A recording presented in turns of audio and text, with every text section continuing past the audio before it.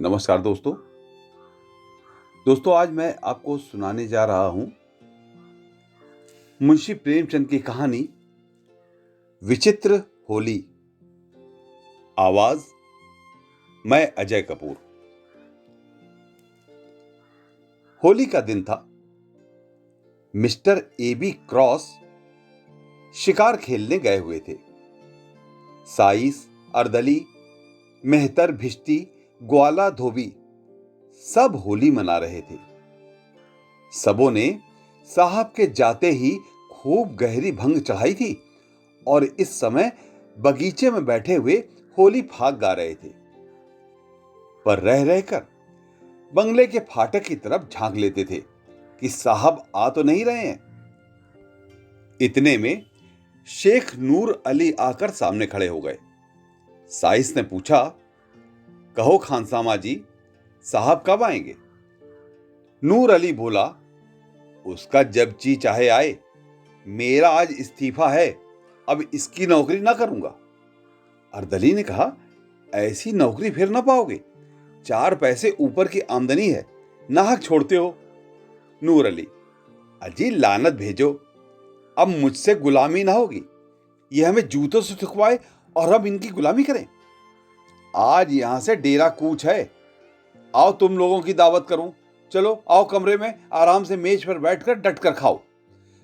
वो बोतलें पिलाऊं कि जिगर ठंडा हो जाए। साइस, और जो कहीं साहब आ जाएं? नूर अली, वो अभी नहीं आने का, चले आओ। साहबों के नौकर प्रायः शराबी होते हैं। जिस दिन से साहब के यहां गुलामी दिखाई, उसी दिन से ये बला उनके सिर पड़ जाती है। जब मालिक स्वयं बोतल की बोतल उड़ेल जाता हो तो भला नौकर क्यों चूकने लगे? ये निमंत्रण पाकर सब के सब खिल उठे। भंग का नशा चढ़ा ही हुआ था। ढोल मजीरे छोड़ छोड़कर नूर अली के साथ चले और साहब के खाने के कमरे में कुर्सियों पर आ बैठे। नूर अली ने विस्की की बोतल खोलकर ग्लास भरे और चारों ने चढ़ाना शुरू कर दिया। ठर्रा पीने वालों ने जब ये मजेदार चीजें पाई तो गिलास लुढ़कने लगे। खानसामा भी उत्तेजित करता जाता था। जरा देर में सबों के सिर फिर गए। भय जाता रहा। एक ने होली छेड़ी, दूसरे ने सुर मिलाया, गाना होने लगा। नूर अली ने ढोल मजीरा लाकर रख दिया। वहीं मजलिस जम गई। गाते गाते एक उठकर नाचने लगा, दूसरा उठा, यहां तक कि सब के सब कमरे में चौकड़ियां भरने लगे। हु हुक मचने लगा। कबीर, फाग, चौताल, गाली गलौज, मारपीट और बारी बारी सबका नंबर आया। सब ऐसे निडर हो गए थे मानो अपने घर में हो। कुर्सियां उलट गईं, दीवारों पर की तस्वीरें टूट गईं। एक ने मेज उलट दी और दूसरे ने रकेबियों को गेंद बनाकर उछालना शुरू कर दिया। यहां यही हंगामा मचा हुआ था कि शहर के रईस लाला उजागर मल का आगमन हुआ। उन्होंने ये कौतूहल देखा तो चकराए। खानसामा से पूछा, ये क्या गोलमाल है शेख जी? साहब देखेंगे तो क्या कहेंगे? नूर अली, साहब का हुक्म ही ऐसा है। आज उन्होंने अपने नौकरों की दावत की है, उनसे होली खेलने को कहा है। सुनते हैं लाट साहब के यहां से हुक्म आया है कि रियाया के साथ खूब रब्द जब्द रखो, उनके त्योहारों में शरीक हो, तभी तो यह हुक्म दिया है, नहीं तो इनके मिजाज ही कहां मिलते थे। आइए तशरीफ रखिए, निकालूं कोई मजेदार चीज? अभी हाल में विलायत से पार्सल आया है। सेठ उजागरमल बड़े उदार विचारों के मनुष्य थे। अंग्रेजी दावतों में बेधड़क शरीक होते थे। रहन सहन भी अंग्रेज ही था और यूनियन क्लब के तो वो एकमात्र कर्ता ही थे। अंग्रेजों से उनकी खूब छनती थी और मिस्टर क्रॉस तो उनके परम मित्र ही थे। जिलाधीश से चाहे वो कोई हो, सदैव उनकी घनिष्ठता रहती थी। नूर अली की बातें सुनते ही एक कुर्सी पर बैठ गए और बोले, अच्छा ये बात है, तो फिर निकालो कोई मजेदार चीज, कुछ गजल भी हो। नूर अली, हुजूर आपके लिए सब कुछ हाजिर है। लाला साहब कुछ तो घर ही से पीकर चले थे। यहां कई गिलास चढ़ाए तो जवान लड़खड़ाते हुए बोले, क्यों नूर अली, आज साहब भी होली खेलेंगे? नूर अली, जी हां। उजागर, लेकिन मैं रंग वंग तो लाया नहीं। भेजो चटपट किसी को मेरी कोठी से रंग पिचकारी वगैरह लाए। साइस से, क्यों घसीटे? आज तो बड़ी बहार है। घसीटे, बड़ी बहार है, होली है।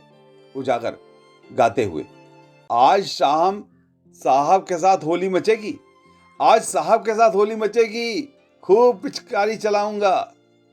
घसीटे, खूब अबीर लगाऊंगा। ग्वाला, खूब गुलाल उड़ाऊंगा।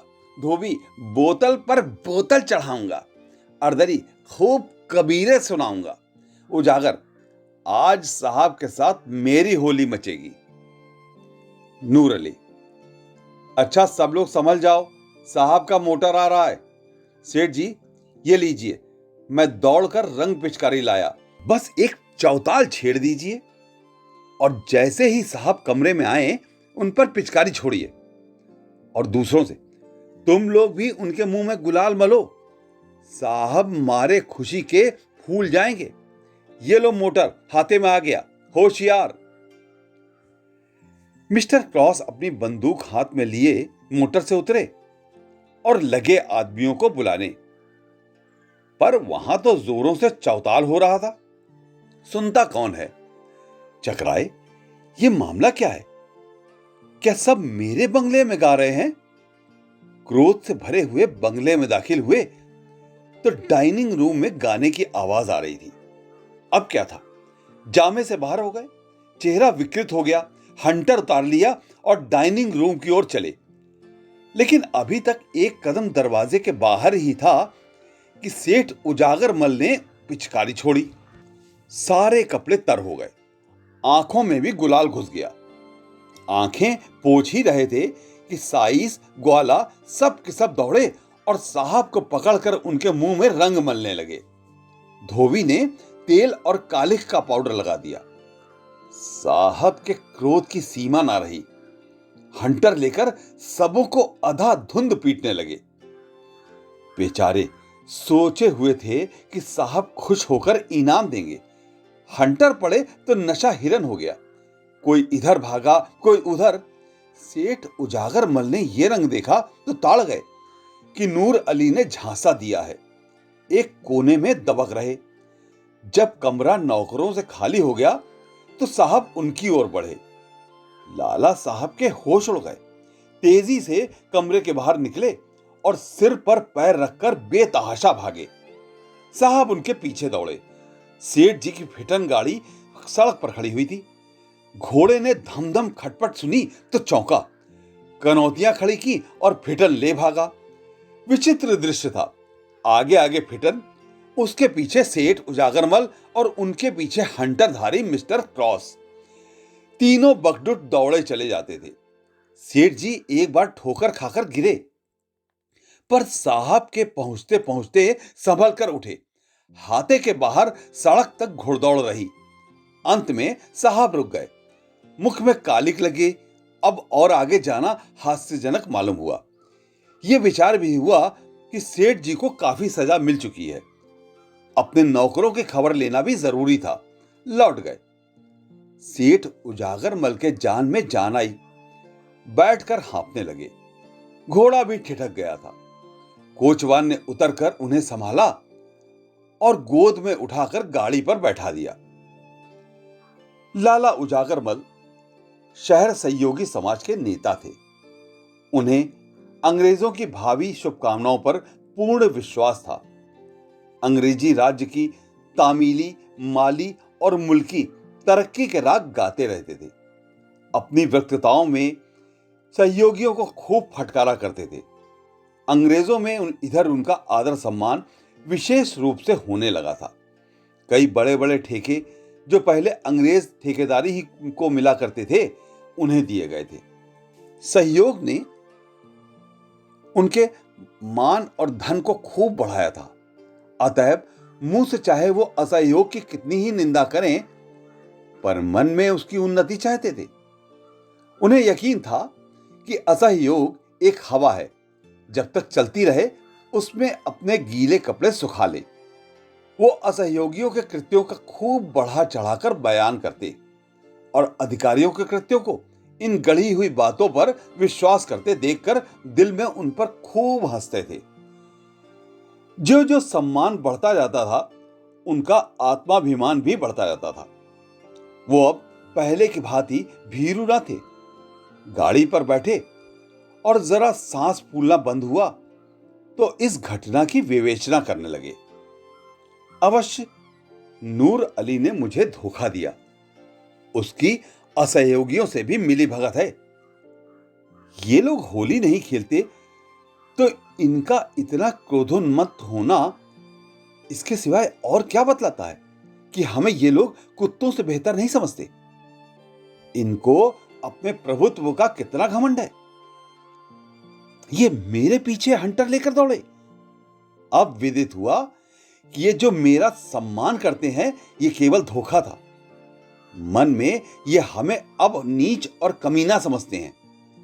लाल रंग कोई बाढ़ नहीं था। हम बड़े दिनों में गिरजे जाते हैं, इन्हें डालियां देते हैं, वो हमारा त्योहार नहीं है। पर ये जरा सा रंग छेड़ देने पर इतना बिगड़ गया। हा, इतना अपमान! मुझे उसके सामने ताल ठोककर खड़ा हो जाना चाहिए था। भागना कायरता थी। इसी से ये सब शेर हो जाते हैं। कोई संदेह नहीं, ये सब हमें मिलाकर असहयोगियों को दबाना चाहते हैं। इनकी ये विनयशीलता और सज्जनता केवल अपना मतलब गांठने के लिए है। इनकी निरंकुशता, इतना गर्व वही है, जरा भी अंतर नहीं। सेठ जी के हृदयगत भावों ने उग्र रूप धारण कर लिया। मेरी ये अधोगति अपने अपमान की याद रह रहकर उनके चित्त को विह्वल कर रही थी। ये मेरे संयोग का फल है। मैं इसी योग्य हूं। मैं उनकी सौहार्दपूर्ण बातें सुन सुनकर फूला न समाता था। मेरी मंद बुद्धि को इतना भी न सूझता था कि स्वाधीन और पराधीन में कोई मेल नहीं हो सकता। मैं असहयोगियों की उदासीनता पर हंसता था। अब मालूम हुआ कि वे हास्यास्पद नहीं थे, मैं स्वयं निंदनीय हूं। वो अपने घर न जाकर सीधे कांग्रेस कमेटी के कार्यालय की ओर लपके। वहां पहुंचे तो एक विराट सभा देखी। कमेटी ने शहर में छूत अछूत, छोटे बड़े सबको होली का आनंद मनाने के लिए निमंत्रित किया। हिंदू मुसलमान साथ साथ बैठे हुए प्रेम से होली खेल रहे थे। फल भोज का भी प्रबंध किया गया था। इस समय व्याख्यान हो रहा था। सेठ जी गाड़ी से उतरे। सभा स्थल में जाते संकोच होता था। ठिठकते हुए धीरे से जाकर एक ओर खड़े हो गए। उन्हें देखकर कुछ लोग चौंके। सब के सब विस्मित होकर उनकी ओर ताकने लगे। ये खुशामदियों के आचार आज यहां कैसे भूल पड़े? इन्हें तो किसी सहयोगी सभा में राजभक्ति का प्रस्ताव पास करना चाहिए था। शायद भेद लेने आए हैं कि हम लोग क्या कर रहे हैं। उन्हें चिढ़ाने के लिए कुछ लोगों ने कहा, कांग्रेस की जय। उजागर मल ने उच्च स्वर से कहा, असहयोग की जय। फिर ध्वनि हुई, खुशामदियों की जय। सेठ जी ने उच्च स्वर से कहा, जी हुजूरों की जय। यह कहकर वो समस्त उपस्थित जनों को विस्मय में डालते हुए मंच पर जा पहुंचे और गंभीर भाव से बोले, सज्जन मित्रों, मैंने अब तक आपसे असहयोग किया था, उसे क्षमा कीजिए। सच्चे दिल से आपसे क्षमा मांगता हूं। मुझे घर का भेदी, जासूस या विभीषण ना समझिए। आज मेरी आंखों के सामने से पर्दा हट गया। आज इस पवित्र प्रेममयी होली के दिन मैं आपसे प्रेमालिंगन करने आया हूं। अपनी विशाल उदारता का आचरण कीजिए। आपसे द्रोह करने का आज मुझे दंड मिल गया। जिलाधीश ने आज मेरा घोर अपमान किया। मैं वहां से हंटरों की मार खाकर आपकी शरण में आया हूं। मैं देश का द्रोही था, जाति का शत्रु था। मैंने अपने स्वार्थ के वश, अपने अविश्वास के वश देश का बड़ा अहित किया, खूब कांटे बोए। उनका स्मरण करके ऐसा जी चाहता है कि हृदय के टुकड़े टुकड़े कर दूं। एक आवाज, हां अवश्य कर दीजिए, आपसे न बने तो मैं तैयार हूं। ये कटु वाक्यों का अवसर नहीं है। नहीं, आपको ये कष्ट उठाने की जरूरत नहीं। मैं स्वयं ये काम भली भांति कर सकता हूं, पर अभी मुझे बहुत कुछ प्रायश्चित करना है। जाने कितने पापों की पूर्ति करनी है। आशा करता हूं कि जीवन के बचे हुए दिन इसी प्रायश्चित करने में, यही मुंह की कालिमा धोने में काटूं। आपसे केवल इतनी ही प्रार्थना है कि मुझे आत्म सुधार का अवसर दीजिए, मुझ पर विश्वास कीजिए और मुझे अपना दीन सेवक समझिए। मैं आज से अपना तन, मन, धन सब आप पर अर्पण करता हूं। और ये कहानी यहीं पर समाप्त होती है। आपसे मेरा विनम्र निवेदन है कि अगर आपने मेरे चैनल को अभी तक सब्सक्राइब नहीं किया हो तो इसे सब्सक्राइब कर लें और बेल आइकन भी दबा दें। धन्यवाद।